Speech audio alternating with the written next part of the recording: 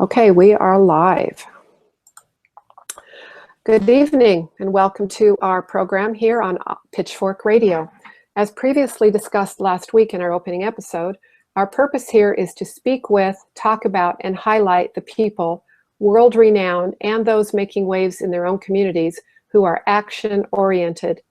We have educated, researched, shared, and learned so much about what is really going on here on Earth. We have identified the culprits to a great degree. We are seeing the patterns and the threads that run through all the governments and control systems.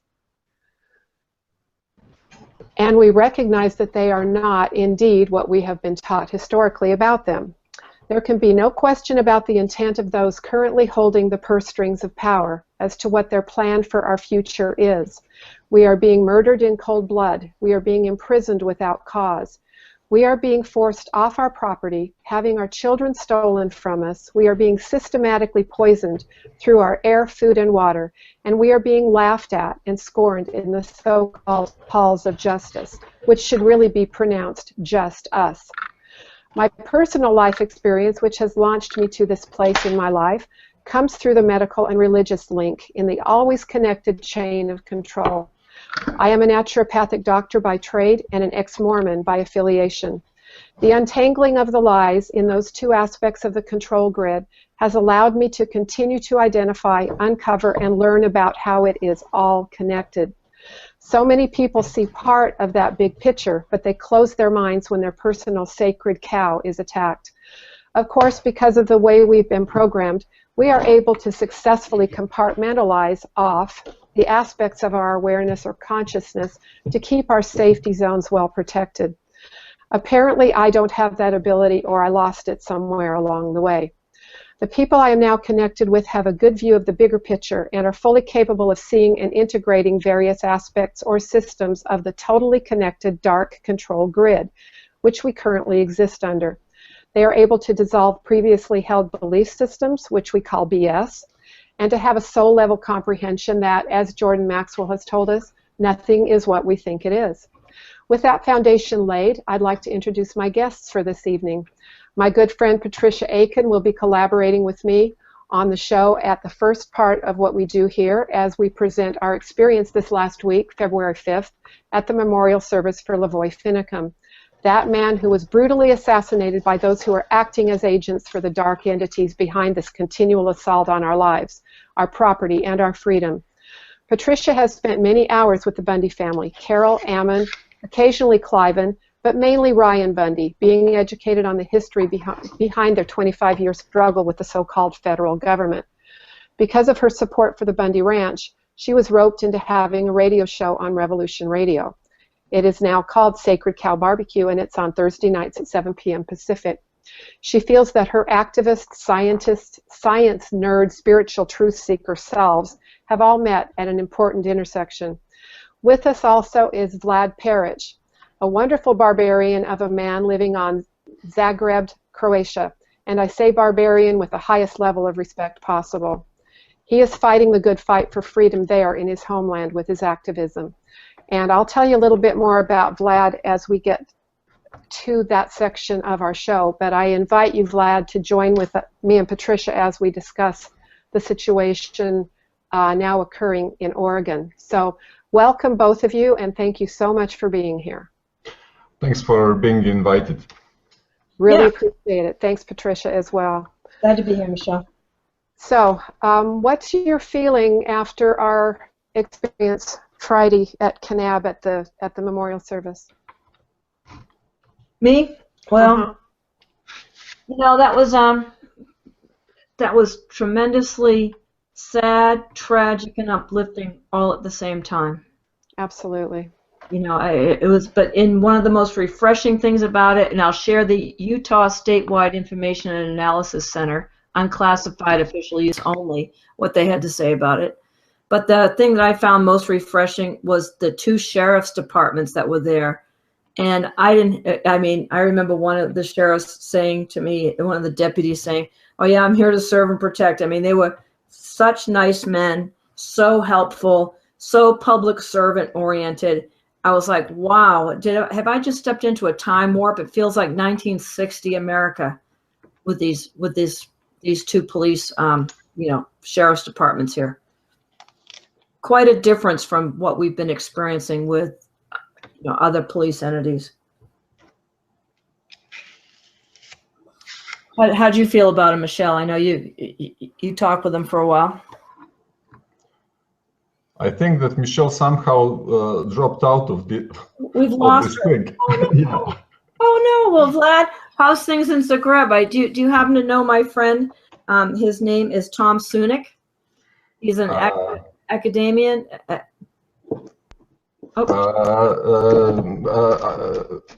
don't know. You should spell that for me. You Americans have I don't know, strange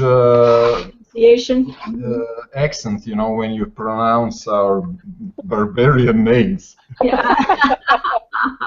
Well, he's actually, his wife is Croatian, and that's why they're living there. So I'll connect you with him so you folks can talk, because he's a. Great. Well, welcome back, Shelley. You abandoned us. I did. So you want to start back with the sad, tragic, and uplifting conversation? Well, I was talking about the two sheriff's departments that were there, and I found them to be just the kindest men. I mean, they were there. As a matter of fact, I know we know one of the people that we first interviewed, Brandon Thornton, the police department, the sheriff's department in the county in Cedar City, which I believe is Iron Mountain Sheriff's Department County.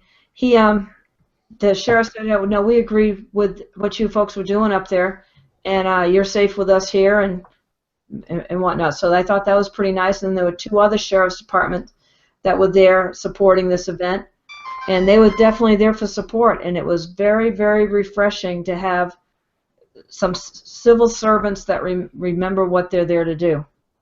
Absolutely. I was pretty heartwarmed myself, and we spoke to them off and on throughout the day and told them we were grateful for their support and grateful for their understanding of what it means to be a public servant, which was so refreshing. Yeah, and it's in direct contrast to this intelligence report that I've got here.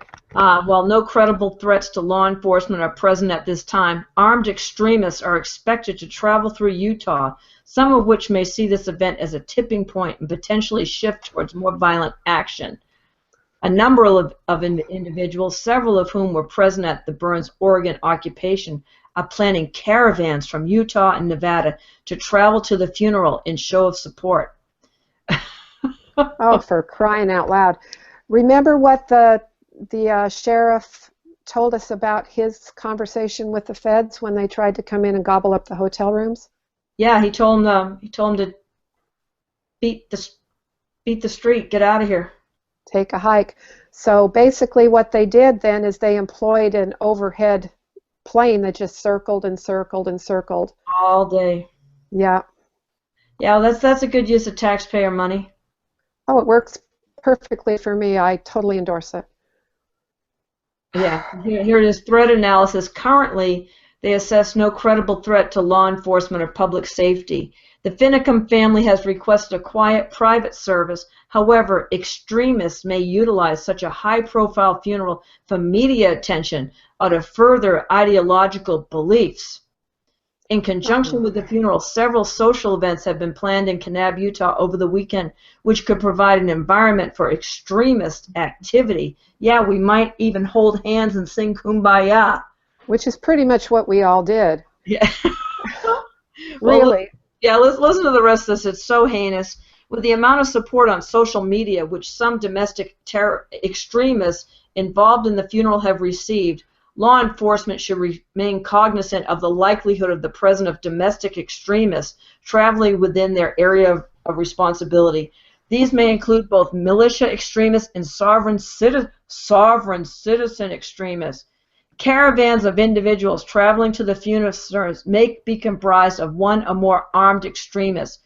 Law enforcement should remain vigilant and aware that confrontation with these potentially volatile persons may include more than one individual. These individuals may adhere to a sovereign citizen ideology and may not recognize law enforcement as a legitimate authority. And then they go on below and they show a Gadsden flag and say a Gadsden flag commonly displayed by sovereign citizens, extremists, always extremists. Then there's the 3% symbol, synonymous with militia members present at the Oregon, Wildlife Refuge. Then there's the Idaho active participants, and then we've got Lavoy Finicum, and it's the 3%, and they put his name over it. 3% badge being displayed via social media honoring Finicum. And then they've got the Oath Keepers militia symbol commonly associated with extremists. And scans commonly associated with the other one, where liberty dwells, there is my country. And unclassified, and then they wanted to show common sovereign citizen imagery, sovereign authority, and show false vehicle identification card often associated with sovereign citizen extremists. And then the self-produced license plates often used by sovereign citizen extremists. The Utah is currently monitoring activities surrounding these events to assess any potential threat towards law enforcement or to the public safety of those in attendance. Are you kidding me? They were ambushed. Who's the threat? Who's the threat? Exactly. They had to set that up in order to propagate the continuing propaganda. Exactly, and the whole nonsense was that there was a traffic stop. There was no traffic stop. There was no probable cause to stop these people. I mean, Ammon Bundy sat next to FBI in church. I mean, you can see him on videos pleading with the FBI to come and meet with them at the refuge. Come down and meet with us in person. We have things we want to show you. Please come and meet with us. Shake our hand. Look us in the eye. Well, we can't have that. No, and so we have to ambush them. And the fact that more people weren't killed is just a miracle to me. And so how much evidence has been released? None. I mean, just that lame, grainy video without any sound that I think backs up everything that the two eyewitnesses, Shauna Cox and Victoria Sharp, have said. I've heard that the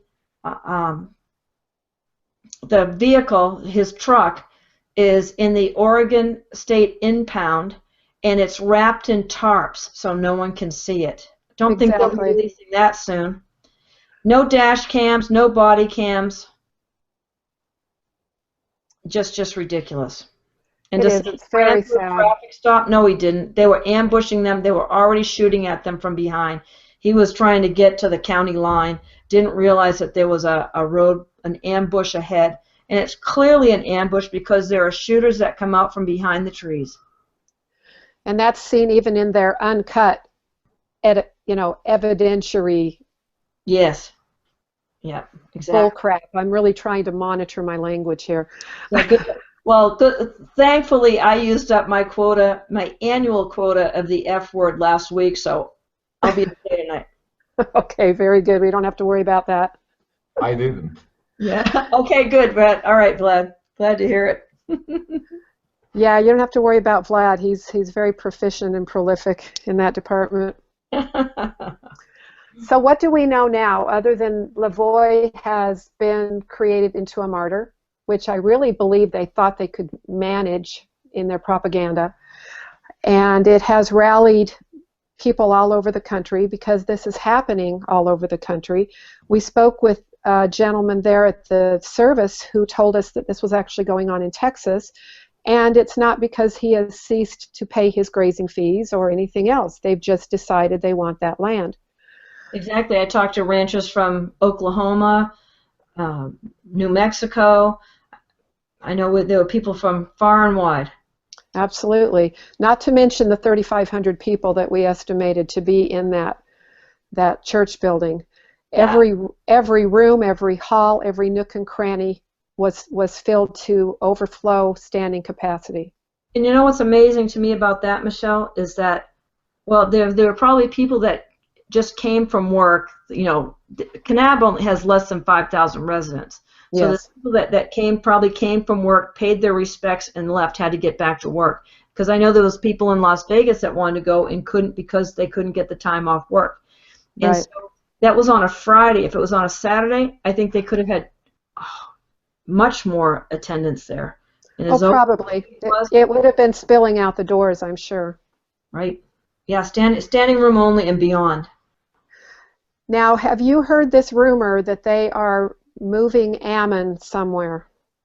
No, I haven't heard that yet, but I'd really like to see them have a complete change in venue, since a retired judge in Oregon said that the reason they picked Portland is because they control the judiciary there so well. Right, that's what I heard as well. And I'll just put this out as a rumor, totally unsubstantiated, but we heard this morning that they are trying to send Ammon to Guantanamo as a domestic terrorist. Oh, please. Now, that could be complete and total bull crap, because we know so much of what comes out is. On the other hand, I wouldn't put it past them. Yeah, exactly. But they've got. What's the difference? They got a lock and key on them now. What's the difference? I mean, and they're both controlled, so one venue versus the other is really not that relevant to me, except he needs to be out of where the judiciary can control him. Yeah, exactly. And I know Ryan and Ammon are both in solitary confinement. Right. Because they're such dangerous men. It's got to be the most ridiculous thing. They've never threatened anyone. I mean, before the Bundy Ranch, Ammon didn't even have a parking ticket, a speeding ticket going on. I mean, most law-abiding people that I know. Just ridiculous. Well, and that's why we live in this Orwellian upside-down world that we live in, because absolutely no good deed goes unpunished. In fact, right. it gets punished to the nth degree, beyond all reasonability. And I do believe that's because the system is crumbling in so many ways, and they are becoming so desperate and blatant that they figure they might as well go for the whole enchilada at this point. Yeah, well, they had to stamp this out, Lavoy Finicum was an excellent speaker, just so heartfelt, intelligent, able to share the message, and he'd been setting brush fires of freedom in the minds of men, and they needed to stop that immediately. And so, it was spreading, and they actually said that this is spreading like a virus, is what I saw from part of them. So that's what I saw as well. Yeah. Yeah, it's just amazing. And so the dark forces know how this is done. It's how they took over. It's just a small group of people that are committed that makes this change, and that's why we have groups like the 3%ers. So my question is, why is there such a huge military buildup? They say that Burns Airport is like a military base right now. I mean, it doubled. The force there was already pretty shocking, but it's doubled. And a reporter by the name of Lori Storm, she reported that she had stopped to go down to the refuge, and she stopped there, and there were 6 fully armored SUV with 6 or 8 men in each of them. Yeah. And what they were going down for? Shift change. Shift change? There's 4 men down there, 4 young men left. Well, and we don't even know that they represent the movement or the cause per se. There's many schools of thought there, because they have been acting kind of idiotic. Yeah, well, and that just might be just youngsters. That I don't know what to make of that myself. I really don't. Again, they could go in if I understand, and now I haven't seen the indictment for them, but that their names, that they've now been indicted. And so if they've been indicted, just go down and arrest them. But it seems to me that they're setting up a Waco situation to let them dig themselves in deeper or do something, and they want to, make a fuss over this. So I don't get it. That's my perception as well. And Lori, that reporter, was told that if she stepped 1 foot beyond the barricade, she too would be arrested. Exactly.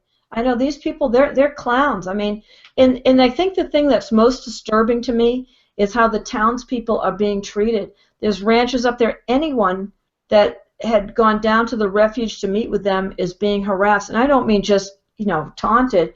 I mean, they're being pulled out of trucks. One rancher Puckett, with his mother, dragged out of their truck, forced to kneel down, handcuffed, guns in their faces.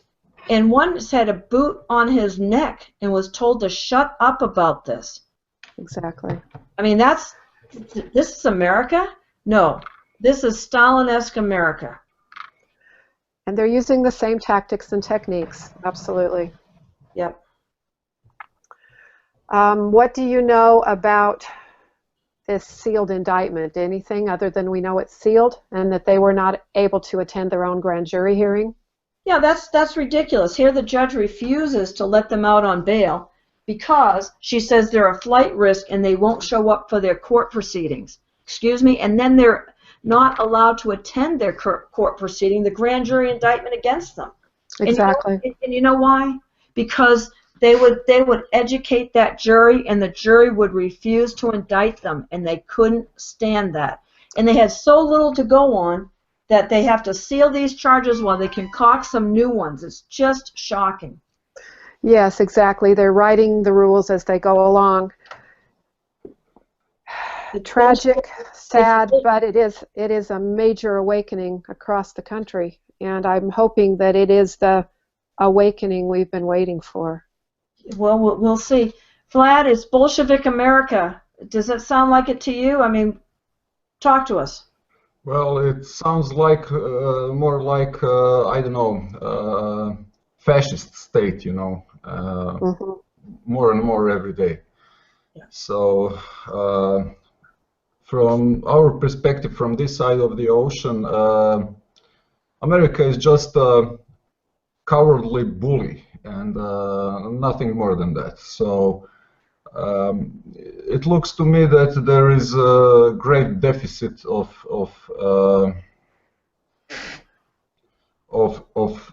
brave people back in your country, you know. A lot has changed from the first days of your country back in the 1700s, right? Till now, and I think what we are seeing now is the end of an empire, you know, and empires tend to crumble from within, and maybe this is just one of the many events that will follow, that will, I don't know, expose the emperor as naked, you know.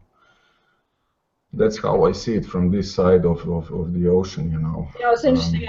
I know several people from Eastern Europe, and it's interesting because they all used to want to come to the U.S. And the last couple of years, no, they see it, the totalitarian, you know, cesspool that we've declined into as being completely unattractive for anyone that loves freedom. And it's amazing that Americans are still out there waving flags and saying, "Oh, how land of the free, home of the brave." Excuse me, wake up, wake up. Well, it's called the American dream. Yeah, that's right.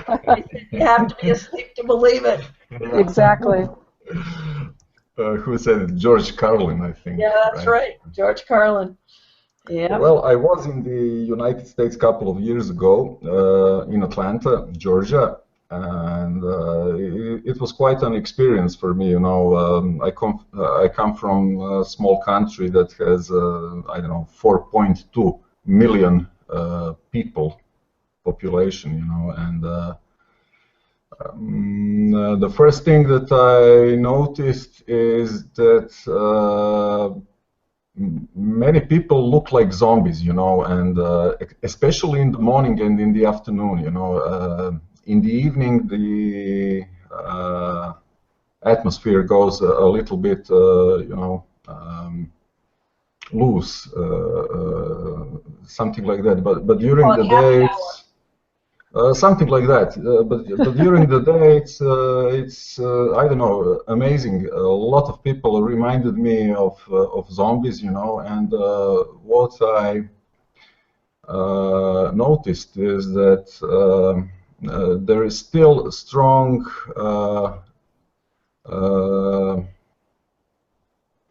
you know, there are people that are doing the shitty jobs, you know, serving food and driving buses, driving cabs, and serving food, and they are mostly black people, or I don't know, immigrants, Chinese, or I don't know, something like that. And it was interesting. I was visiting the one of the trade show, professional trade show. I was exhibiting there, and the people who were visiting this show was industry professionals, you know. And what I noticed is that 99% of these people were white, you know, and only 1% was, I don't know, black people or some other race. So I think that there is still a long way to go for your country to treat people as equals, you know. It was so straightforward to me to see that there are no business people of any other race than white, you know, and well, hold on here. We have affirmative action in this country. Yeah. I mean, people get promoted into jobs because they're not white, not because they're qualified, but because they're not white. I mean, so we've gone over and above. Cultural Marxism has had its way here for decades now, and it's absolutely disgusting that more qualified people are passed over. It's supposed to be not because of the color of your skin. I was just talking to someone today. The black man in Florida says that Obama's just a black devil, and people voted for him just because he was black. I mean, is that not the definition of racism? Voting for someone because of the color of their skin? Well, yes, I'm not. There is microphone here. There sure is. I'm not saying that generally people in the United States are racist. You know, that is something that you know, a guy like me who came from the small country with a lot of prejudices about the United States, you know, noticed practically instantly, you know, and you cannot see a white guy serving food, you know. Well, you know what, you have to understand, Vlad, that you're in one city in the South that has a very large black population. I think if you went to Oregon, you know, Seattle, you see a whole different thing. It's just that was a geographic situation that you saw. You come to Las Vegas, I mean, you see lots of white people serving tables, and we're a multicultural mess here. So I think your impression is probably flawed just because you were in one city that yeah, had probably, a black population in the South. But people were generally very nice, and if you asked somebody for help, they were all ready to help you, and that's something that I remember as warmth within the people, you know, in Atlanta. So I don't know. It's a big country, you know. I would like to learn more about it and visit more of your great country, but I hope that it will happen someday in the future. Well, and I hope it stays or approaches the concept of great at some point again, because I think you nailed it with your perception on that side of the ocean, that it is full of zombies, it is in cultural decline, and every faction is fighting against every other faction, because that's what they've done here. They've turned us against each other religiously, ethnically, gender, sexual affiliation. I mean, anything that they can think of to divide us with, they have been so successful at it in this country, and it's extremely disturbing to see that trend. It just keeps getting worse and worse. Yeah, that's the cultural Marxism lie that we've all bought into. Mm-hmm. And the fact that they keep us so divided, I think that's the main thing that has kept any of the Patriot movements from moving forward.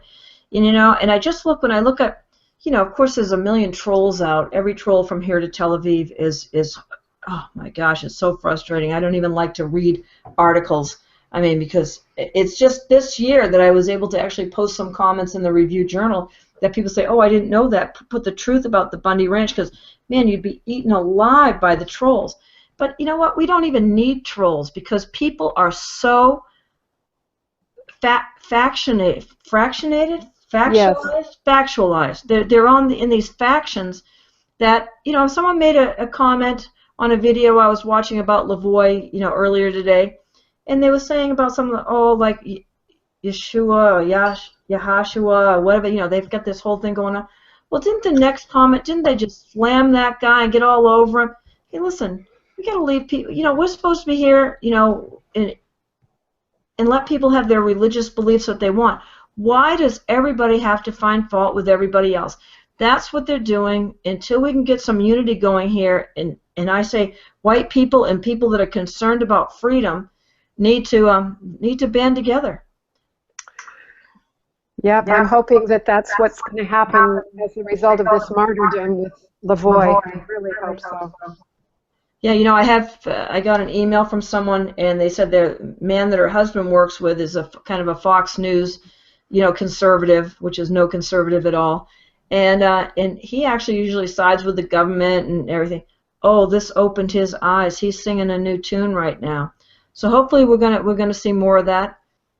So it just depends on how long it takes this federal vicious beast up in Oregon to leave.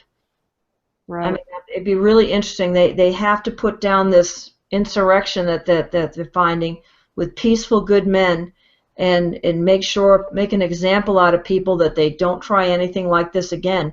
But I don't think it's going to work, because the governor of Utah, he's supporting, you know, Ken Ivory's bill. They're throwing the feds out. They know it's going to cost them $280 million to manage the 64% of the land in Utah that the feds now control unlawfully, unconstitutionally. But they feel like they're going to have a windfall in mineral royalties of, I think it was like $328,000 or something. So they stand to make money on this, and other states are following. And that's what has to happen, because the states, and you know, the states are sovereign. They're intended to be sovereign. And if we can actually exercise that as the right that it's supposed to be, then we will see this fall like dominoes. And the other comment I'd like to make, I'm going to drop my screen a little bit here and see if you can see this. Does that look familiar, Patricia? Oh, yep, it sure does. I got mine in my jacket. So what this is it's our Blue Tarp campaign in relation to the image that we have that will rest in our minds forever of Lavoie, how he would camp underneath his blue tarp when he was serving on watch duty, or when he was just outside trying to protect himself from the elements. So when we went to the service on Friday, they had a bowl full of these little blue squares, and we all took one, and almost everybody knew what it represented. So what we are trying to do with the Blue Tarp campaign, and I give Patricia the credit for this, is to go spend a couple bucks at Harbor Freight and get yourself a blue tarp, cut it up, and wear your insignia everywhere you go. And when people ask you what it's about, you can hand them one and tell them briefly about the usurpation of BLM and about how the federal government is not allowed to own land outside their 10 square miles of the District of Columbia. And how they ambushed a good man and killed the father of 11 beautiful children. Exactly. And those 2 points are really all that need to be said. And I've already had the opportunity twice since Friday to be able to have that conversation. And I think a few people were overhearing me at Trader Joe's yesterday when I was having this conversation. And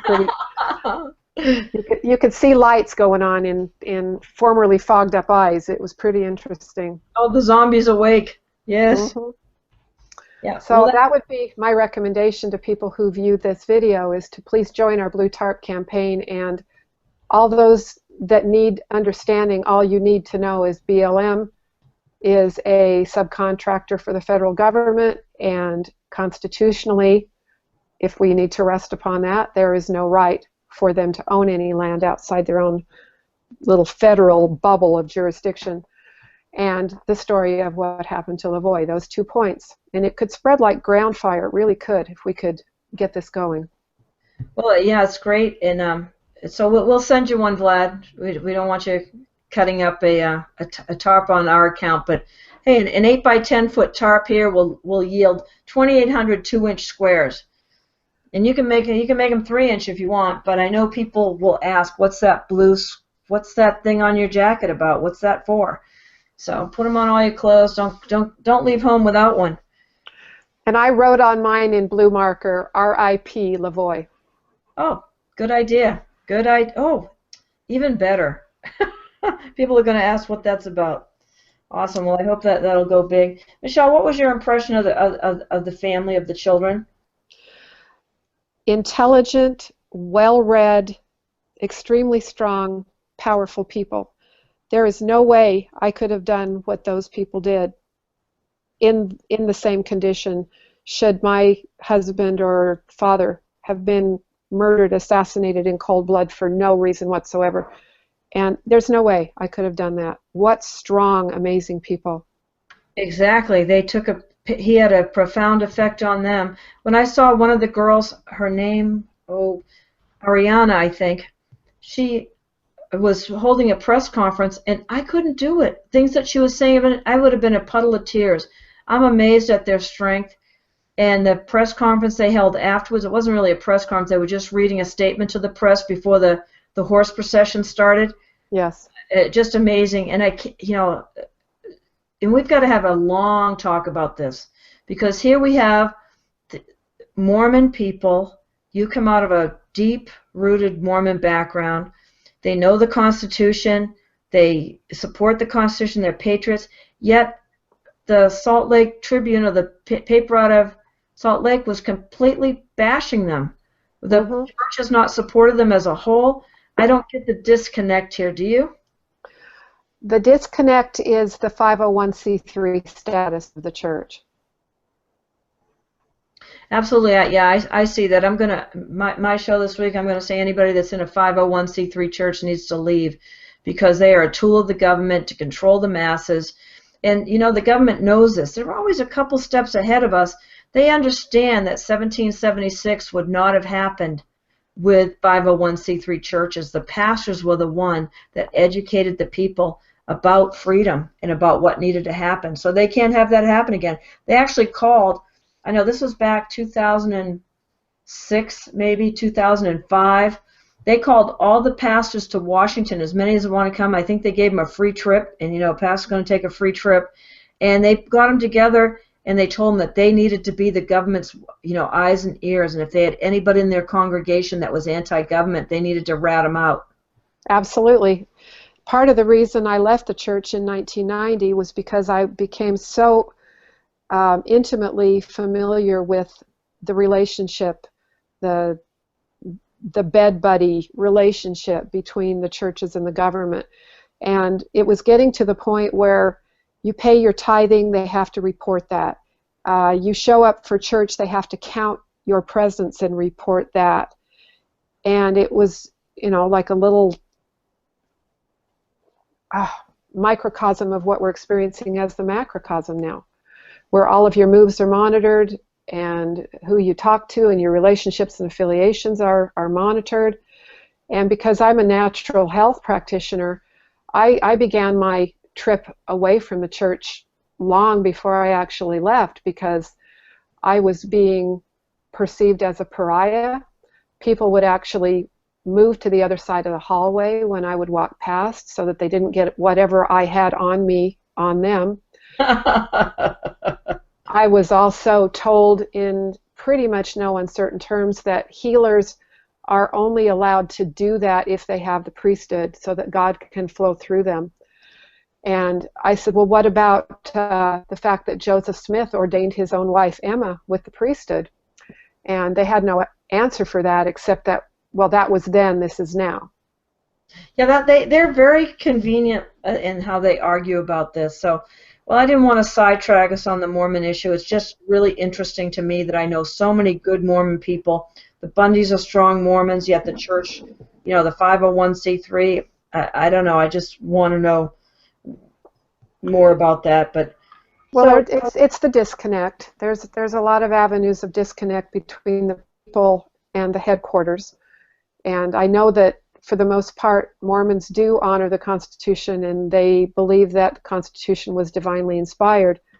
However, when push comes to shove and you start talking about government and infiltration, then you have to recognize that that's where the disconnect is. Well, I do have one interesting story about the connection of the between the government and the religion, the church. As you probably know, Croatia was a part of Yugoslavia, and after the war in the early 90s, we finally thought that we have our country for, I don't know, like after 9 centuries or something like that. You know, Croatia has a very long history, and I have a cousin who was working in the intelligence community, and he had access to a lot of, let's say, classified data. And he said something very interesting. You know, there was quite a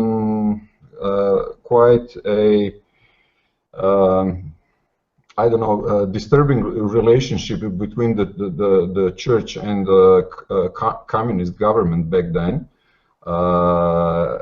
But it is interesting what he said. After he was scanning through some files from that time, he told me that he will never go to confession again, because every other priest was the government's informant, even back then. Exactly. So tried and true tactic there. Yeah. So this is the two sides of the same coin. Belief in government is as much as religion as any other religion. Call it whatever you want. Exactly. Roman Catholic, or Orthodox, or Buddhist, or I don't know, whatever, you name it, and they're all based on the same premises. You know, there is some deity with supernatural natural powers that issues commands that you must obey, and the same thing goes with the government. You know. So as long as people believe that there can be government, that it can be legitimate, they're dead wrong. And that is what Larkin Rose said, that is the most dangerous superstition of them all. So this fight that most people think that they're actively participating in is not the fight that should be fought out on the streets. You know, first we have to eradicate these beliefs that are not based on anything real from our own minds and from our own hearts. And if we do not do that, we will simply replicate what we did in the past. You know, creation of this, I don't know, entity that has powers that none of us individually have. So it is. I see a role for a limited form of government, and I see, even though I'm not a Federalist, and after I read the, you know, everyone always touts the Federalist Papers. I read the anti-Federalist papers. They were just as voluminous. I didn't read them, you know, page by page, but I scanned through them, and I saw they had just the same arguments. I mean, their arguments were just as strong. And so I could go without a federal government, but I don't mind having federal government for what it was originally intended for but it just needs to be kept in that box. And so, you know, I'm not opposed to that, but they shouldn't be allowed to collect taxes. They can't be allowed to tax people because that leads to all kinds of problems. Well, and I'm kind of aware of the limited government perspective, but every time government has ever been formed in the history of man, it has never stayed limited, because the people always default to allowing some other entity to control or manage or supervise or, you know, fill in the blank. And I feel like if we don't evolve to the point where we have to have our own internal guidance system, our own self-governing capacity, that we'll just continue to reinvent this same wheel. Well, limited government is a myth. As dangerous as the myth of excessive government. So it's also something that people need to let go, because there cannot be a legitimate government. It's not. It's okay, not. All right, I can possible. see what you're saying, but I want to know, as someone that lives by myself, who do I turn to if I come home someday and my house has been broken into and everything's missing? Who can I appeal to help me and bring those people to return my things and bring those people to justice? Who's going to help me in a volunteerist society? Maybe you've thought this through. That's my question, Vlad. Well, I would be the first one to help you out. And I would be right behind him. And I believe that if we get to a point where we are self-governing, that the natural systems associated with natural law have these built-in consequences, and we can organize in groups. Well, who's going to agree on what the consequences are? Well, if somebody caused you harm or loss, I wouldn't mind if you yourself choose the extent of, let's call it, punishment for this man or group of people, and I don't see that happening. You know.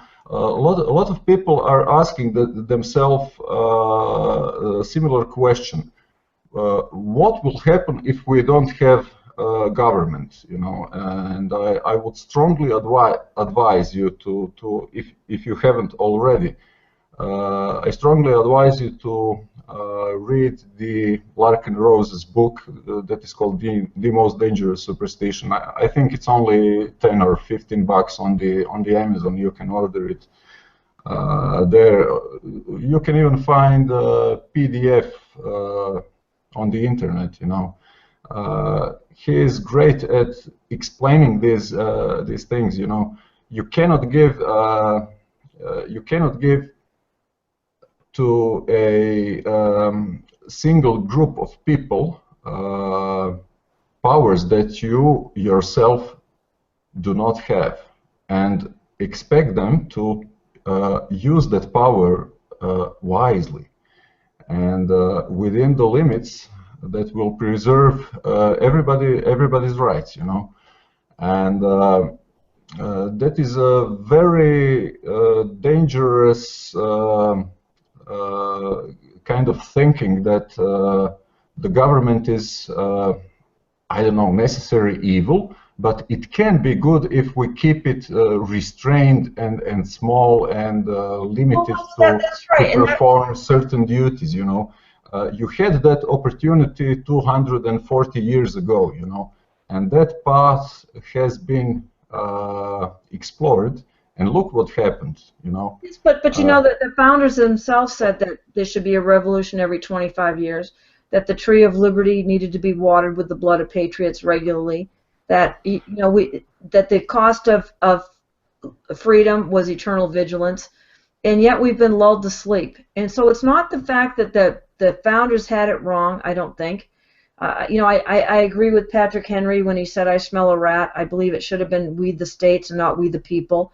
and whatnot. But you know, our rights, our God-given rights, are still here, and we need to be able to assert them. But I guess what it comes down to for me is there has to be at least a community of people. You have to be able to live with like-minded people, and the situation is not that. I think, Michelle, to have everybody take responsibility for themselves. No, Don Wassel made a great point to me one day that was so simple it shocked me, and he said, by definition, average people are just that, average. They just want to go to work, make money, you know, go on vacation, put the kids through school, you pay off the mortgage. They're not interested in the things that we're interested in. So who is going to motivate them? Who is going to re-engage them in this process, in this vigilance that we all need to have?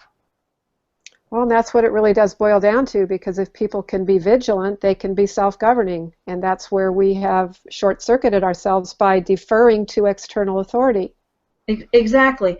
But, you know, but then we have to have an agreed upon, you know, and that's why people like to throw out the Bible.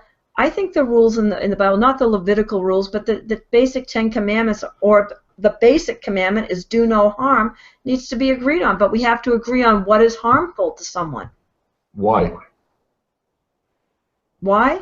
Because people need to know, need to be taught, or need to have their own inner. We have stupid people now, Vlad. I mean, how are we going to re-educate them? They've been in these Marxist, you know, this communist system, but now for how long that they don't think for themselves? That they've just been trained to be good little servants of the system and obey the government. How? This has to be a process here. I don't see it happening overnight, but something needs to happen overnight. We're in a desperate situation right now. Well, microphone, yeah. I cannot talk like that. Okay, it's good now. Well, you see, that's what I was telling the other day to Shelley. This thing will not be fought as a classic revolution of the old times, you know, with pitchforks and guns and weapons on the street, you know. This is not a mere revolution, it is evolution within us. If I understand that I am my own master, and if I understand that I do not have the right to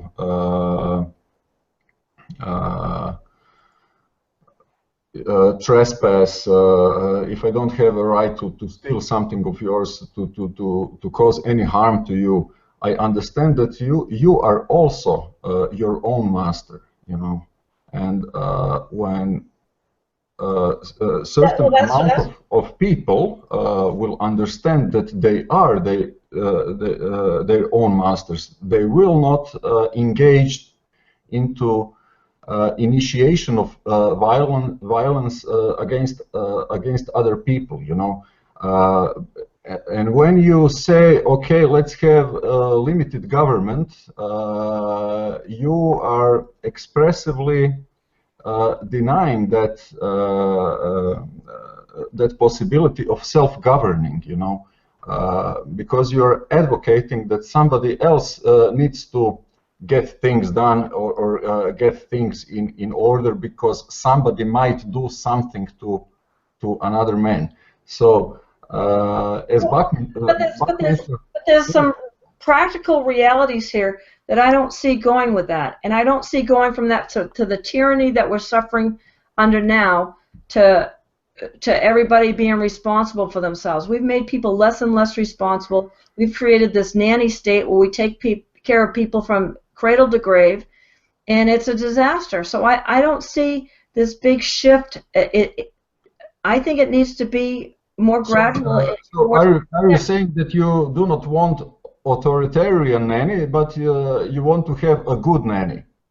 No, I just want to have a framework where so our cities and stuff don't collapse. and that we don't have the, see, we're not a homogenized group anymore. We're not a group that has the same values. We live amongst all kinds of different cultures now, and that's been part of the cultural Marxism to destroy white America. When I grew up in America, we had a skeleton key that we locked our house with, and half the time we didn't lock it. Our neighbors, when I got locked out of the house and forgot my key, I would just go to the neighbors and borrow their key to get into my house. We didn't have to guard our houses. We lived amongst, all the neighbors were honest. All the neighbors understood that a man's home is his castle. We all had this, but this is, America has been in steep decline, and part of it has been by, you know, this immigration that we've suffered with, just flooding our countries with people that don't share our culture, don't share our belief system. Well, I don't see why they should, you know, as long as they are not initiating violence against anybody else, you know. I'm saying that they are. I mean, if you look at who's committing the crime in these cities, it didn't happen when I was a child. But my city is now a multicultural mess where I grew up in, and the crime rate is ridiculous. Ridiculous. And it's because of the ethnic shift in the neighborhood, in the city, in the sense of entitlement that this government has given non-white people. I don't hear any Irish people complaining that they need to have, you know, be made reparations for being slaves. You know, in America, there were more Irish slaves than there were black slaves, but I don't hear anybody complaining about that. They've created a mindset of entitlement among people that is completely ridiculous. And it's being used against whites. Whites can't defend themselves anymore. You're called a racist if you think your culture needs to be preserved. Well, my culture deserves to be preserved just like anyone else's. I agree with that, you know, but how can you preserve a culture with mandatory dictates from the government, you know, that are... Well, I just want a framework to know how we can get together, we can set up a company that's going to come and pick up trash, someone that's going to manage the water system. You know, I mean, these are practical applications. You don't need a government to do that, but you do need an infrastructure that needs to be managed. You know, let's look at the practical aspects of these things. Government itself does not produce anything, you know. It only steals your money, takes a big chunk out of that money for their own purposes. Yeah. Well, I'm totally opposed to having any kind of a government be able to collect taxes.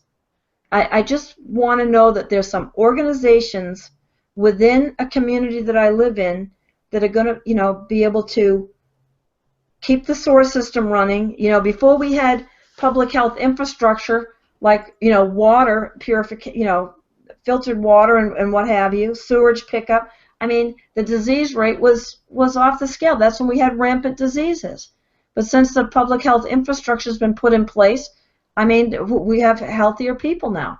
My dad had scarlet fever when he was a boy. How many cases of scarlet fever do you hear about now? When I go out and I did a talk to 100 people, there'd be one person, maybe two, that raised their hand. One was in their 80s, and the other one grew up in a third world country. So I want to make sure that our first world country here stays the same. I don't want this to descend into the chaos that has become South Africa, the rape and murder capital of the world, where they are now using seawater in people's homes. I mean, just destroying people's homes, can't keep the power on. I mean, it's chaos. Well, that only tells us one thing, that the government is the source of the problems, you know, and not the solution for these problems that we are facing each and every day. Well, yes, so, but look at the situation with South Africa. The boards never wanted to rule over anyone. They only wanted their own homeland, their own republics to be amongst themselves, be only amongst themselves, but the British Zionists would not leave them alone. They would come after them when diamonds were and gold were. I mean, it's just horrible. So what is going to protect me from that sort of thing? If I happen to have a community somewhere, we get our own homeland somewhere in some state or whatever, who's going to protect me from that? Who's going to come to my defense?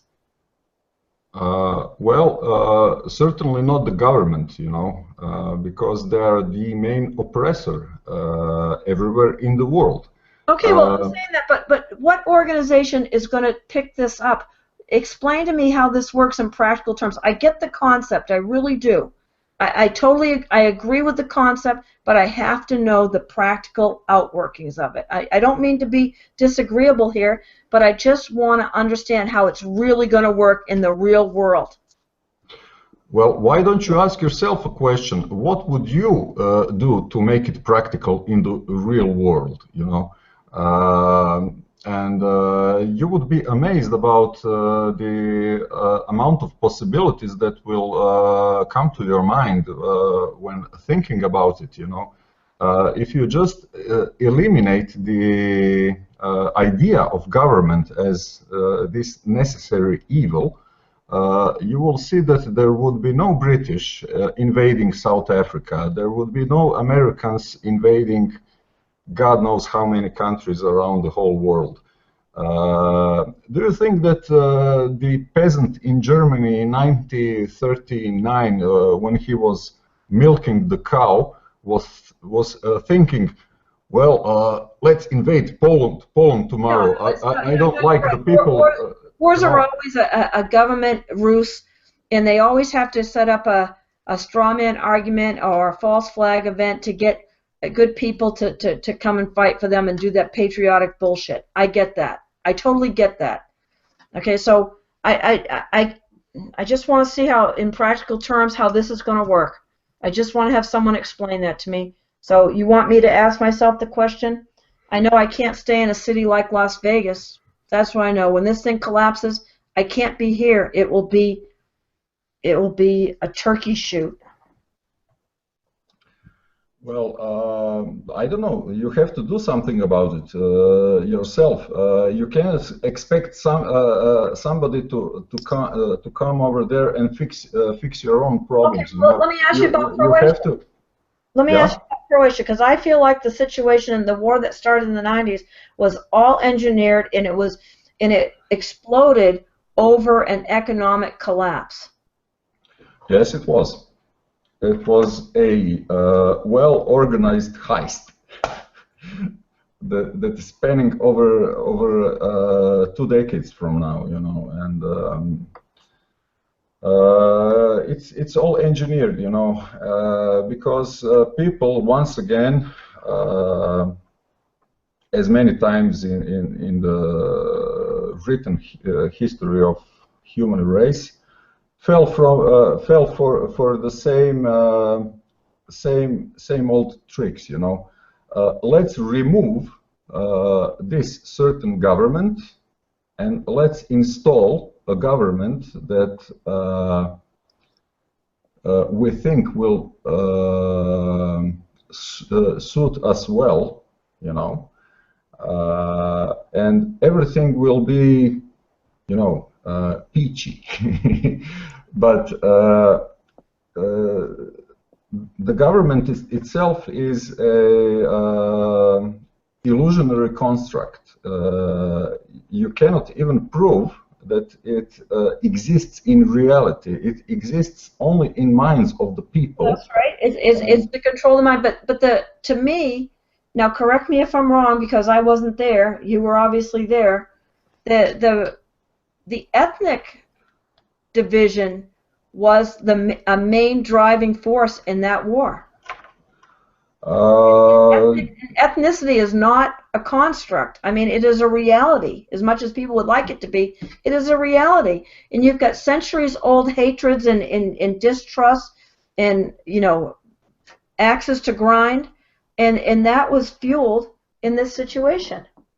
Well, we had a one of the great intellectuals and writer here in Croatia, called Miroslav Krleža, who said one great sentence, you know.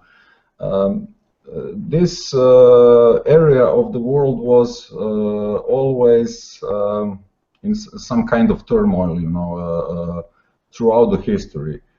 And he said that when the lights go out in the Balkan Inn, knives start to shine, you know. So it's something that is historically present here, you know, that people of different ethnic groups are, you know, fighting each other from time to time, but it is all fueled by the politicians and the governments, you know. I do have a friend from other ethnic groups, you know, other nationalities, Serbs or Muslims or I don't know, even Czechs and Hungarians and so on and so on. And we all get along quite well, you know, until the moment comes that people needs to be distracted from reality and pushed into you know, emotional rage against each other that will drive them to you know, draw knives and cut their throats. So I see right through it. It's that old divide and conquer, you know. As long as we are fighting each other, we are not able to see the real enemy, which is absolutely something that is the governments that are, I don't know, placed in the position of power to govern over people. I think that Shelley said that states should be sovereign, but from where does the state derives its sovereignty? You know, I think states should be independent from other states. I think the only sovereigns here are the people, and so I disagree slightly with that, and that's just a fine line distinction. So I think she's saying the states should have their own power, but again, they need to be an organic government with. I think the government. Again, we get back to a rightful government, a righteous government, and it has to be watched, and people need to participate. But if you say no, it's just going to be you know, volunteerism and anarchy. Well, I think there's going to be a lot of people missing out of the United States when that happens, because it's going to be a free-for-all, and people will want to take, just like all the farmers are being murdered in South Africa, the ranches are being, you know, burned and flooded off their lands and legislated off their lands and fined off their lands here. I mean, it's all part of Agenda 21, and we have to look back. It's cultural Marxism, and that cultural Marxism is a Jewish construct. And these Zionist Jews, you know, no one wants to say, oh, it's the Jews, it's the Jews, it's the Jews. They couldn't do it without their useful idiots, non-Jews that have bought into it. So I can't blame them completely, but we need to open our eyes and see where this is really coming from, and stop falling for their nonsense. I agree with that, and I think what we need to find here is the path, the transition between where we are and where we would like to be, and that would be in a state of self-governance.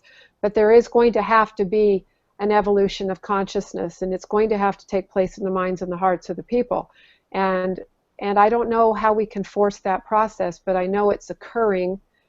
It's just occurring in a situation where the control grid has gotten so blatant and so powerful. So it's definitely a problematic thing. How do we get there from here is what it boils down to. And maybe we do need some kind of a transition system. I pretty much believe that we will, and I'm just hoping that human evolution, being what it potentially could be, might be that bridge. I don't know. Well, you know, we've been devolved as far as I can see. We had in the 1700s, like the founders, an 8-year-old boy beat a pastor in a Greek spelling bee, or you know, yeah. I mean, it's like we had brilliant people. The founders were educated men, educated in the classics and antiquities, and they've completely lost that. We've dumbed people down so much. We've been devolved. So bringing people back up to their God-given state of how much we know and how much we're actually able to accomplish with our thoughts, and that's where it all has to be. It's an inside job. It all has to be with us. I agree. I agree on all the philosophy here. I just want to know the practical steps. That's just sure, and that's what we need to figure out, isn't it? Because there has to be a transition between completely controlled mind, body, and soul, and the chaos that we're experiencing, which is because of the governments and the religions, etc., all instituted, as you identified, by the tribe, essentially. And right. How do we get from here to a place where we can self-govern? There must be a transition of sorts. Right. We have to get out of the statutory courts, get those statutory laws all repealed, and go back to a more common law situation. Not that common law is perfect. It's tends to be pretty harsh from what I see, but there has to be some. I don't mind having a judicial system, as long as, you know. Well, I'm with Shakespeare. Kill all the lawyers, kill them tonight. But there has to be common law. Grand jury works for me. And I think that's a transitory step, because even common law has its drawbacks, and that's partly what Vlad wants to discuss, and perhaps we will get to the point here where we can determine the difference between common law and natural law. And the minds and hearts of people have to be turned, and we do have to start accepting responsibility, and I'm thinking that it's probably going to be foisted upon us rather than something we choose. Well, yeah. A lot of people like you, Patricia, have doubts about self-governing option within the people, within the society of people, because it is something that has not been tried for many thousands of years. We do not know how it works anymore, you know. Well, maybe you can point out to a time period for me when it worked, so I can study that. I'd like to see a time when it worked. Well, the problem is that it's lost in the mists of times, you know. First, city-states started to emerge, I don't know, something like 6,000 years ago in Mesopotamia. And I think that the oldest known law is the law from Ur, written, you know, the oldest discovered law. That was written was the law from the city of Ur, and that is the beginning of the formation of this entities called that we today know as states, as countries, as I don't know, let's say sovereign states. So. It's very difficult to go enough to the past because you cannot find any references about what really happened. I don't know, 7, 8, or 10,000 years ago in human society. So. And don't you think that's by design, Vlad? To make sure that we don't have any kind of template that we can follow, or any kind of observational capacity about civilizations that actually worked? Because we know that history is written by those who are in control and wish to stay in control. Well, I don't know if you ever heard about the books written by Russian guy Vladimir Megre, Anastasia. I don't know, ringing bells of ringing cedars. Yes, right. Yes. The Anastasia series. Yeah. There is some explanations about how human societies were working in these lost times, you know, and what happened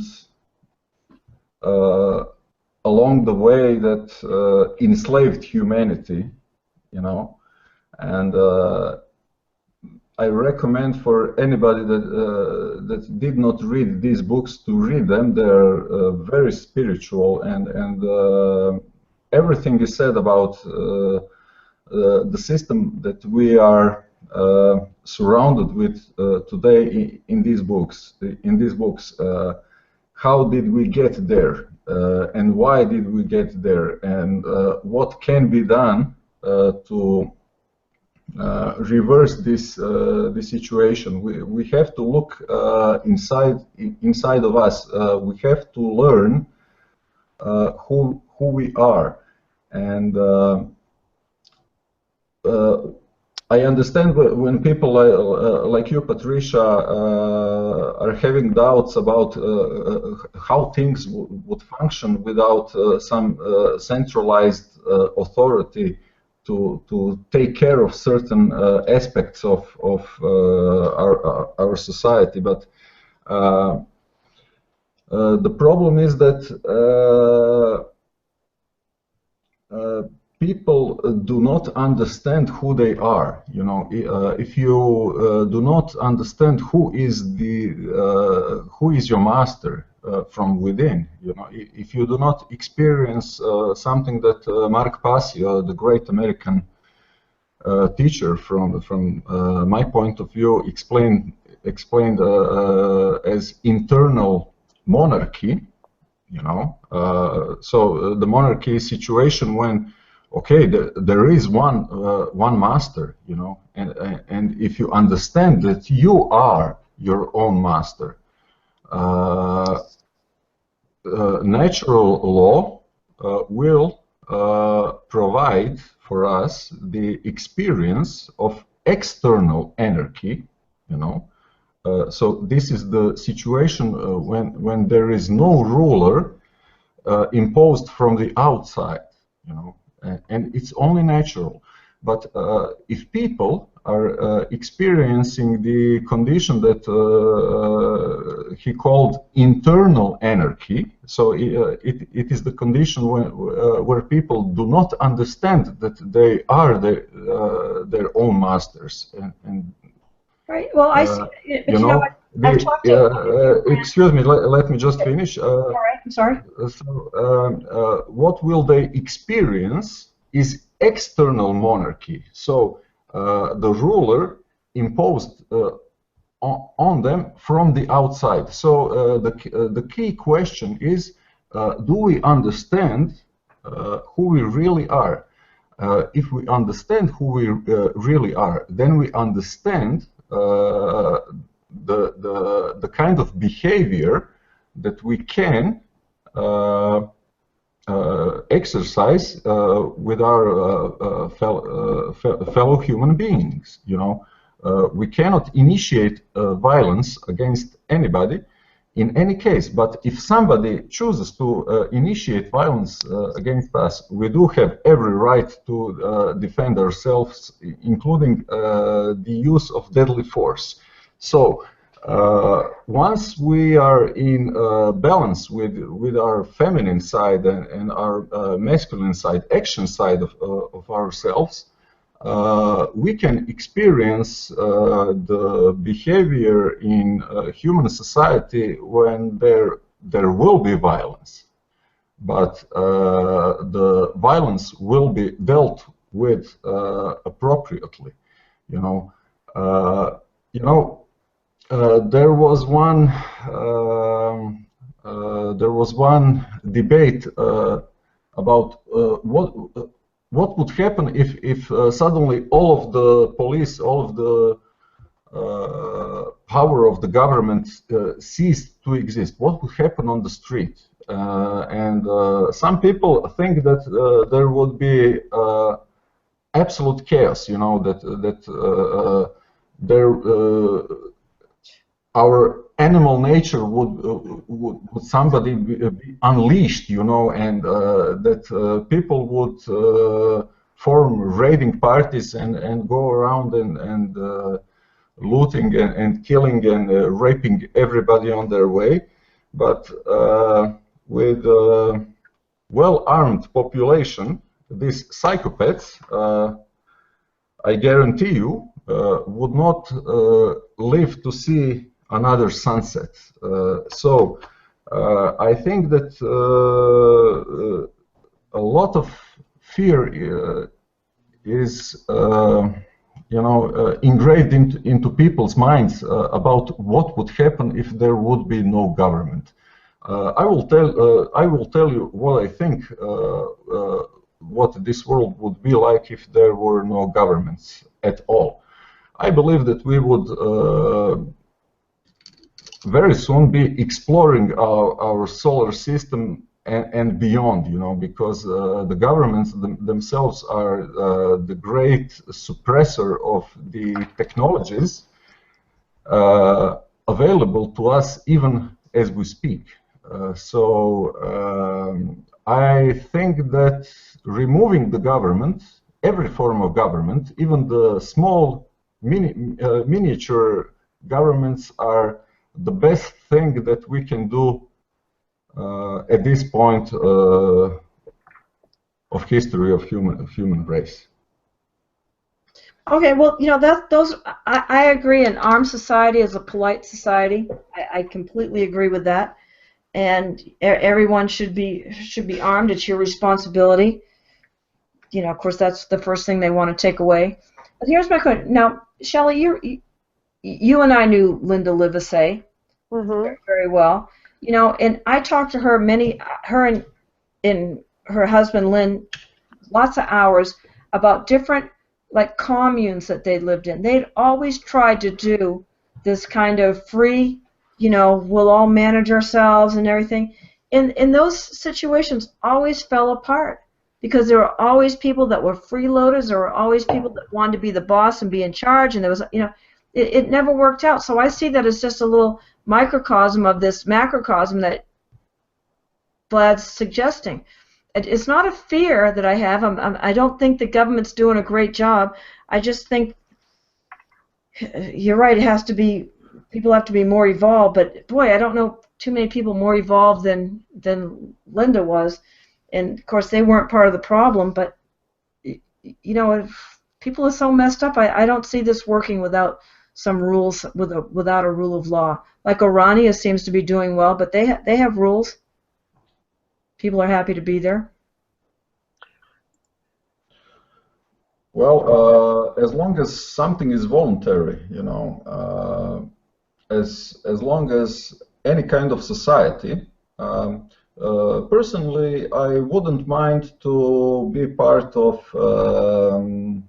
dictatorship society or fascist society or socialist society or democratic society or republic or monarchy or whatever you call them, as long as I can opt out anytime I want, you know. Yeah, I'm good with that. I think we're going to have to agree that in order to get there from here, there will have to be something transitional. And there will always be people who do not understand that they do not have the right to initiate violence against other people. Sure, of course, because they've also been taught how to equate defensive action with violence. And that's why they equate chaos with anarchy as well, because we have these concepts. People do not see the difference between the use of force and the use of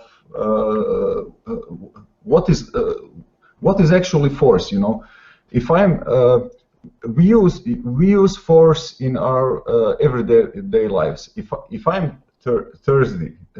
thirsty and I want to drink some water, I have to use force to, I don't know, pick up a glass of water and pick it up to my mouth and drink it. You know, if I do not use force, which is my natural right, what would happen to me? I would very soon be dead because I would dehydrate or something, you know. What people do not understand that the use of defensive force is not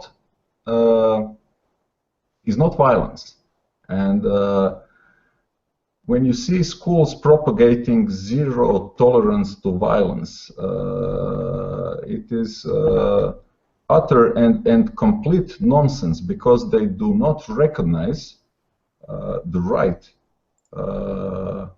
of the individual that is being attacked by bullies to defend himself, you know. And when something like that happens, they are both the attacker and the defender, they are put in the same basket, you know. They are saying, no, you don't have the right to defend yourself, you know. And that's what we are teaching our children today. We are teaching them that they do not have the right to use their natural right they were born with, to use force, you know. Exactly. So that is something that needs to be addressed, and that needs to be explained to people. That initiation of force is not justified in any cases against anybody who just minds his own business, you know. But it also needs to be addressed that we need to act, you know, we need to act, we need to initiate action to respond adequately to this kind of actions of initiation of violence against us. You know, we do have the right to defend ourselves from that kind of, and the major initiator of violence is, of course, government and their agents, who do not understand they do not have the right to initiate violence against other people. You know, I mean, look around you. Everything is violence against you, you know. When you pay your taxes, you are being violated. When you are stopped on the street by a policeman, you are being violated. It's all under duress. It's all with threat of violence. I agree 100%. Shelley, I have to go, but I want to make this point because you've just brought up the tax thing.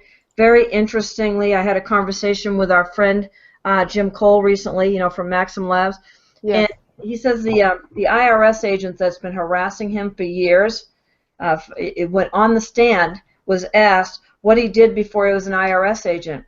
He was a sniper for 7 years. Well, did they send him to accounting school? Did he go? Does he know about tax? No, he's never had 5 minutes of accounting to understand. He's just a sniper. He's just a sociopath, and that's what they've put in these positions. So I think I think philosophically we're kind of all on the same page. I think how it's going to work out practically is where what the question is. Vlad, I've so enjoyed meeting you today, and I'm going to hook you up with my friend Tom Sunik. He's a beautiful man. I know you'll appreciate meeting him. But I've got to run along, so I'm going to leave you guys talk. And thank you so much for the invitation today. Thanks, Patricia. Appreciate it. So Vlad, I would really like you to introduce your document, because I think that is part of what needs to take place for people to understand or comprehend how to be responsible for themselves. And I think, well, this document has I don't know, long story behind it. You know, I don't know how well we can cover it in this I don't know, half an hour or so. Well, a lot of the people so, that are going to be watching this do have an understanding of the difference between lawful and legal. And okay. if we could do perhaps a cursory conversation about it, then we need to have an additional show that can expand upon it. But I really don't want to leave today without people recognizing the years and years of introspection that you have done and the self-examination that you've done. And I think that's evident based upon the conversations that we've been having this evening. Yeah. But the recourse within law and without law, that kind of thing, I think it follows directly upon what we've been speaking of. Well, the question is, what is actually a law? You know, there can only be one law, and that law is natural law. You know, that law is something that works in any kind of situation in the same way. You know, none of us can hide from it. None of us can evade it in any kind. You know, it will not deliver different consequences to different people. You know, it will always act in the same way on on each and every one of us. So that is the law, natural law, or I don't know, law of the universe. You can call it anything you want, that has been in place from the moment this universe was created, and will be here as long as this universe will exist, and it will not change. The thing about the laws that were written by man is that they can be changed. You know, I don't know, one political party thinks that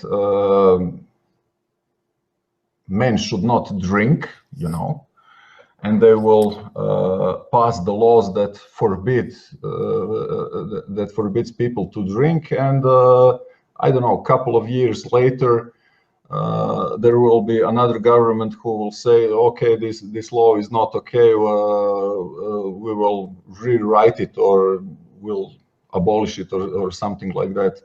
And it's laws written by men are, you know, capricious, and you know, and it's something that is a reflection of somebody's view on how things should work within human society, you know. And then these individual views of the people who came into power are forcibly, how do you say it? I'm lacking the words in English. They are forced on everybody else, whether they like it or not. Exactly. So the most important thing to understand is that there is no law on this planet, on the paper, that was not written by some man in some point of history. Exactly. So all the laws are, except of course this natural law that was written by it's a wrong word, that were put in action from somebody else, and that somebody else is creator of this universe, who did not bother to I don't know, chisel them into some stone or something like that.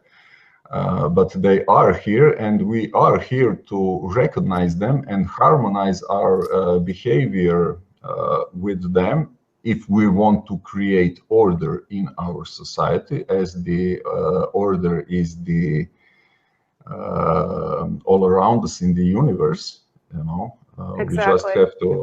we just have to recognize what these laws are and harmonize our actions with these laws, and therefore we will create order in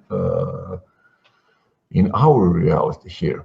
So laws written by man are, of course, originated from man, and so we can say that man is a source of law. So each and every one of us is the source of law, because we are, of course, all equal. So understanding of this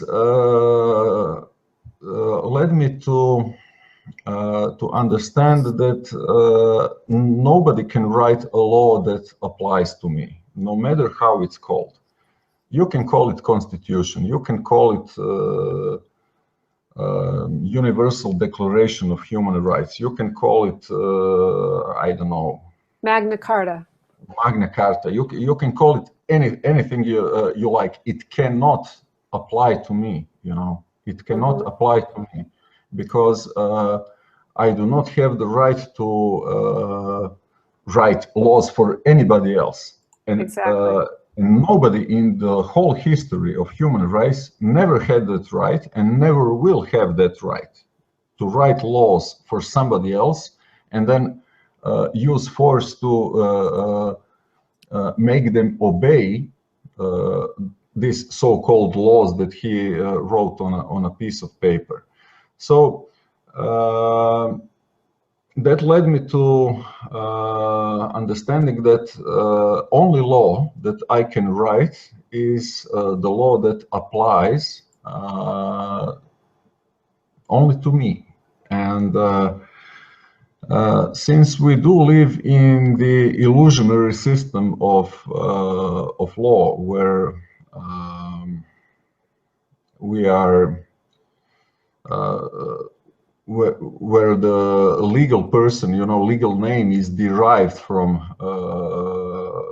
us and used to trick us into certain kind of contracts with these people who created these artificial persons, or how do you say it, strawmen, you know, Right. everybody's familiar with that term. That is something that needs to be nullified. Right. And wasn't it? Even if it rests on illusionary concept, you know, that somebody can write a law and then force it to somebody else.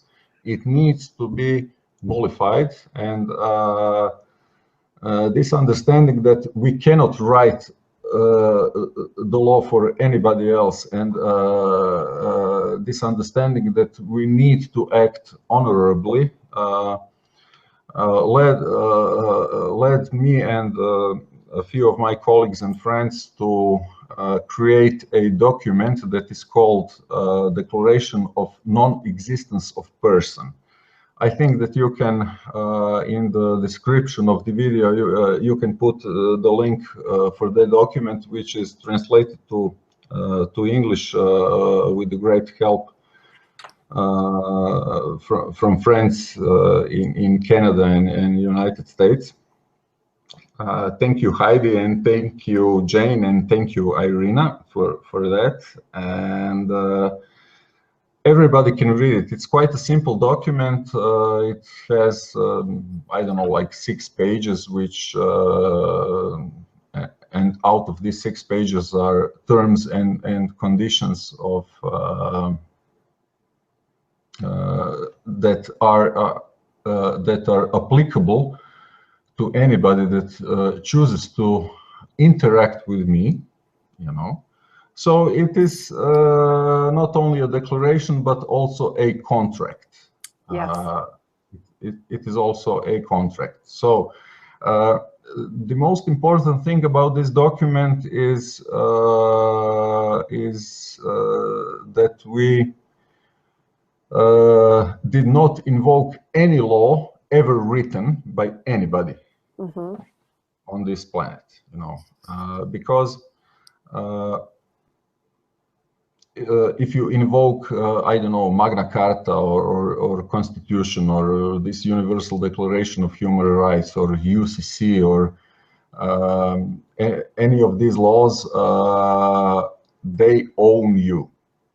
They own you. It's all part of their system, and it's really important for people to understand that you cannot address any of these laws if your intentions are really to get rid of the you know, pressure from these agents of this I don't know, cult of government or really religion or of government, you know.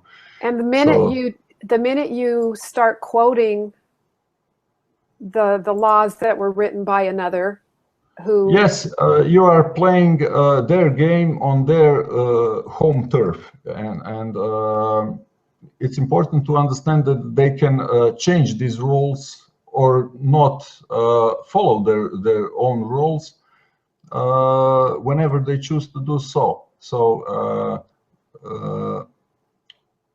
I was reading and watching a lot of videos about people explaining the proper procedure that you must do in court, you know, especially from the Freeman community. You know, you must say this in these exact words. You must not enter the court. You must address the court from the, I don't know, gallery or something like that.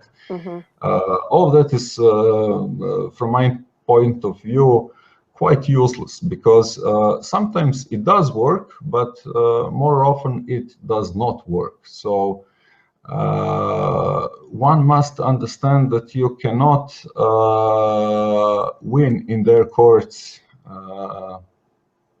You can be successful in their courts, but success in their courts means that you remained in honor. That does not necessarily mean that you will win your case, you know, because judge can I don't know, decide to break his own rules and break his own laws and ignore everything that you said, and he can I don't know, sentence you to lifetime in prison on because of his I don't know, maybe he got up that morning on the wrong foot or something like that, you know. Exactly. So, and that's what we're finding as people work through these various systems, is that they'll have an occasional quote unquote success or an occasional win, and then they believe that they have to codify the way that they did that so that everybody else can follow the same template. And that's precisely why it won't work, because the minute we get a win in one place, they shut it down anywhere else to make sure that it cannot become a contagion of winning.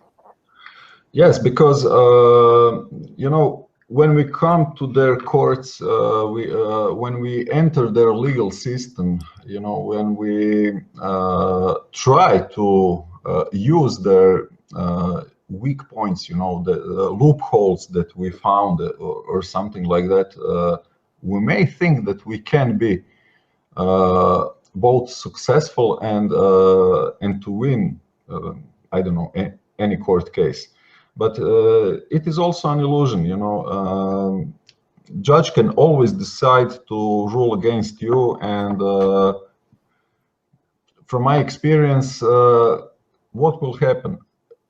You can write an appeal to higher court, but who is sitting on a higher court? You know, probably the colleague of this very judge that ruled against you. You know, and Sure. What do you do? What do you do? And we realized here in Croatia, you know, we do run a website which is quite popular, and gaining more popularity as time passes,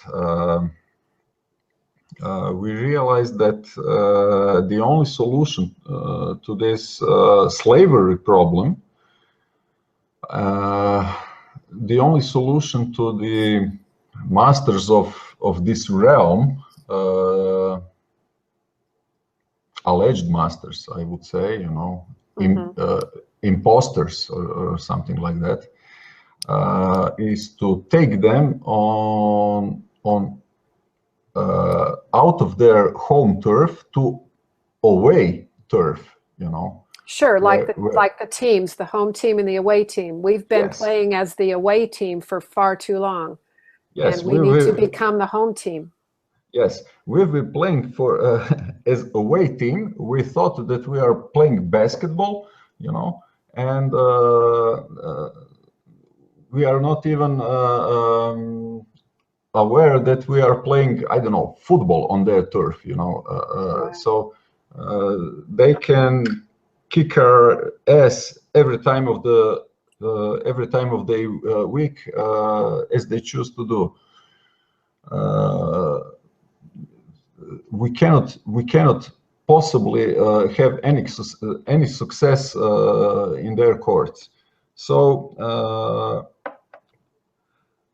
we try to find a way how to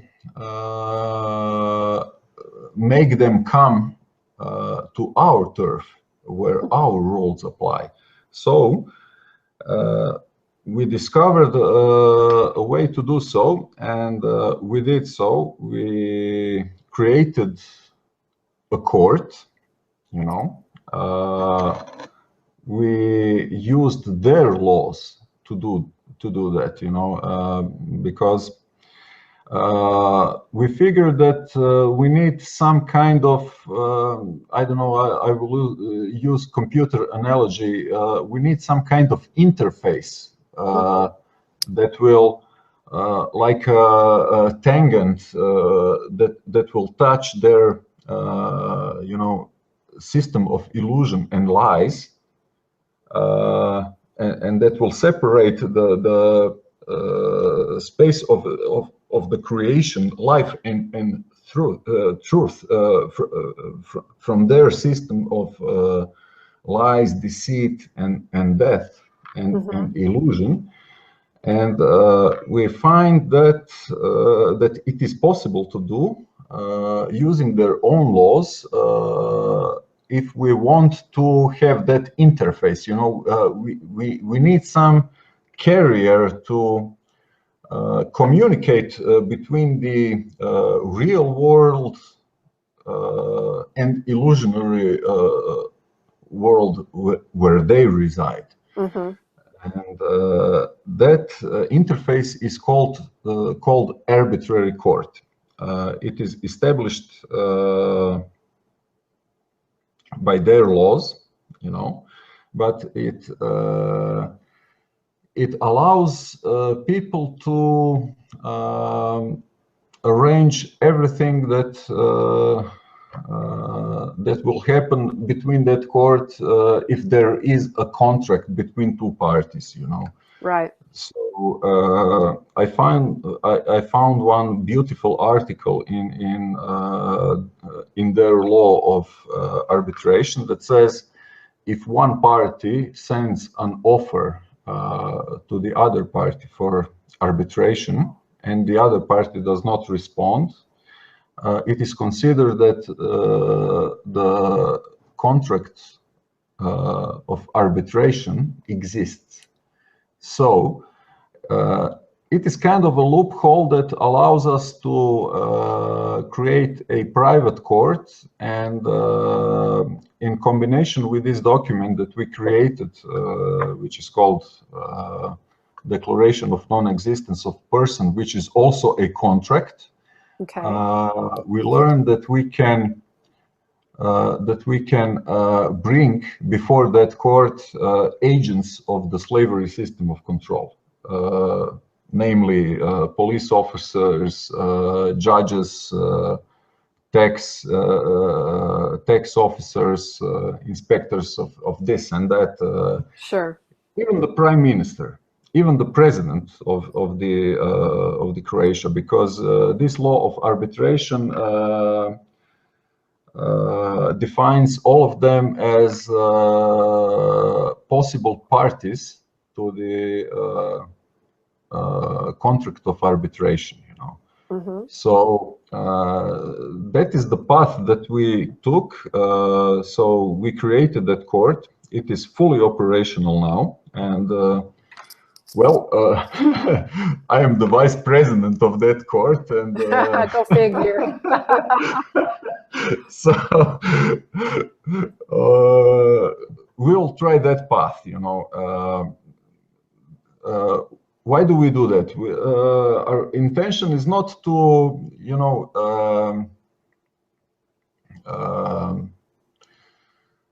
destroy the state, destroy the illusion of many people. They have to do that for themselves. We cannot do that for them. What we want to achieve with this kind of approach, that the agents of this slavery system of control learn that there are people that will not allow to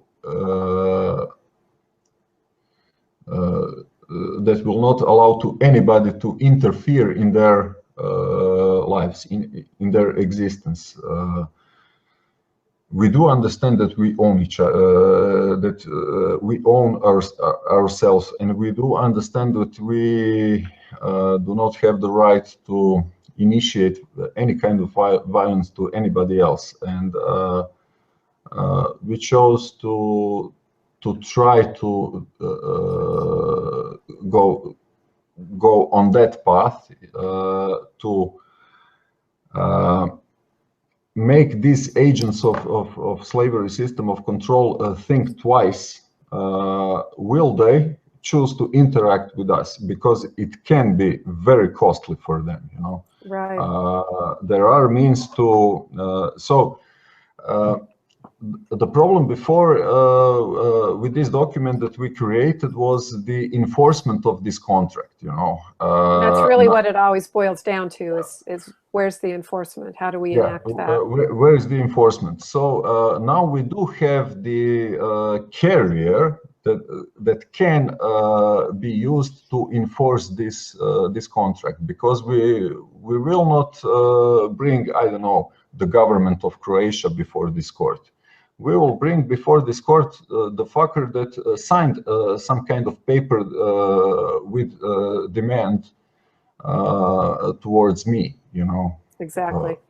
So they will be dragged out of their flock, you know, out in the open, and they will not have the protection of their almighty deity, you know, and system of the system, you know. So we will test it, you know. We tend to test everything on our skin, you know, and there are a lot of people, a lot of so-called enlightened teachers who preach about how things should be done, but actually never stepped with their foot into any kind of court, you know. Sure. I myself was inside of the courthouse many times in the past couple of years, because I deliberately chose to do that, you know. Some things I provoked myself to get myself into the court to learn something about the system. How do people react, you know, and that is where I broke my illusions that there can be justice into their system. There cannot be justice in their system, and there is no justice in their system. Everything is surrounded by, I don't know, moral relativism, which is, as you know, one of the four pillars of satanic religion. Exactly. That's what Mark Passio talks about a lot. Yes. So we need to get out of that, you know, and it is an illusion if we think that we can run to some mountain and live in a cabin of the land and pretend that the system does not exist. You know, they will catch you sooner or later, and they will enforce their rules upon you. So we need to change the game in our favor, and we can do that by just denying our energy and our attention to the need to change the system. As you know, what Buckminster Fuller once said. I have his memo here, I will read it. You never change things by fixing the existing reality. To change something, build a new model that makes the existing model obsolete. So what Patricia is trying to do, she's trying to fix the existing reality. She says, okay, this kind of government is not good. Let's fix it. Let's make it smaller. You know, it's not a good path. We need to build a new model that makes the existing model obsolete, and that is how we change things. And that is what we are doing here in Croatia. More and more people are aware of what is going on around us. There are many initiatives that are thriving to this new model of peaceful coexistence and voluntary society. You know, and I'm also a part of one small group of people that are doing just that for, I don't know, maybe longer than a year. And let me tell you, it's a beautiful experience with people who help each other out, you know. Yes. And this spring a couple of us will join our strengths and forces together to build a home for one of us on his own land, you know. Lovely. So and I just think that's kind of where our conversation broke down, is that not realizing that there is an alternative that could be created to make the current system obsolete, and it's the only way it can be done. The current system is definitely obsolete, and it's crumbling before our eyes. And some people who believe into the necessity of existence of government can experience it in a way that they will definitely not like, you know. Sure. Their whole world will crumble because they will find themselves in a situation without mommy state or daddy state that will take care of their needs and their problems and their protection and you know. But let me tell you, I would rather live an uncertain life, ready to face all of the problems, any kind of idiot that comes along my way, and deal with these problems myself as a responsible adult, than to expect anybody to fix my problems for me. You know? I agree. So we need to embrace life. We need to take responsibility for our lives, and the most important thing, we need to teach our children to do the same, you know, because we are not going to be here forever, and we need to pass this this knowledge to them, and I'm very glad that many of the followers of our website are people between 20 and 30 years of age. You know, Good. I'm 45 now, and I would probably even be more active if I was as young as they are now, you know. And it's beautiful to see what these young people are doing. And just yesterday, one young couple came to my home, and they are creating something along these lines, you know. And when you see them, when you look at their energy and their enthusiasm, I have great confidence that humanity will prevail this illusionary system of slavery, and that the bright future is before us. Thank you. That was a lovely way to end this. We have to have the hope. We have to know how to implement that into something that provides the platform for the self-responsible direction we have to take, we must take. And it's never been a case when systems have moved beyond the status quo that everybody is on board. But they come on board. Their goal is to preserve status quo, and exactly. That's what we need to prevail. Well, I'm going to post your document below the video, as well as a link to Mark Passio and Larkin Rose. And I urge people to please study up on this and recognize that so much of this journey has to take place internally.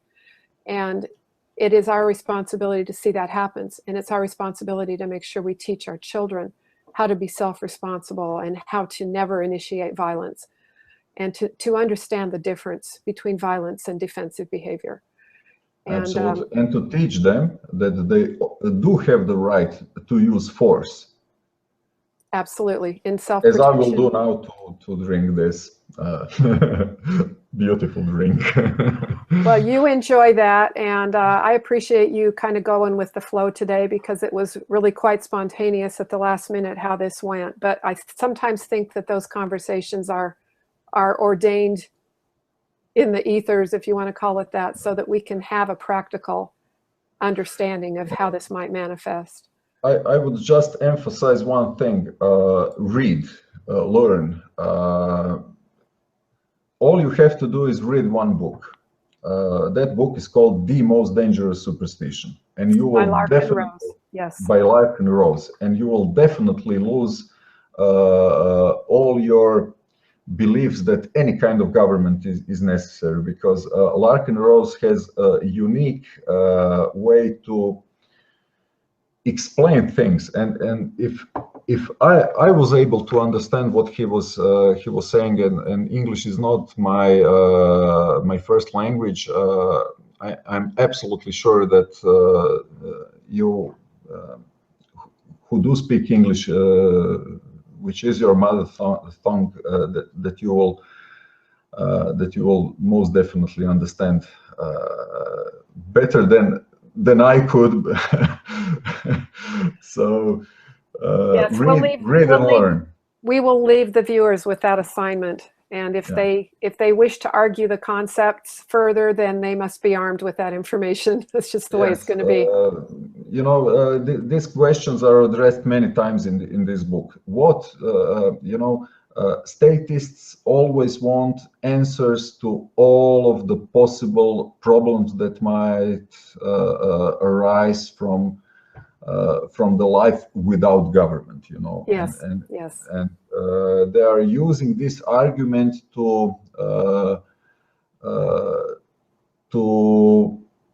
say that government is needed, you know, because I don't have all the answers for you, you know. Therefore, there must be government, you know. Exactly. So, what kind of argument is that? It's argument of fear, you know, and people must go beyond that fear. They must face their fears and face them as responsible adults, as responsible human beings. Agreed. Thanks, Vlad. It's been awesome. And I'm so Shelley. grateful to have gotten to know you, and I hope we stay in touch. Not a problem. I'm here. I will not live, I don't know, for about 40 or 50 years or so. Works for me. I'm planning on being around that long too, so we'll keep in touch.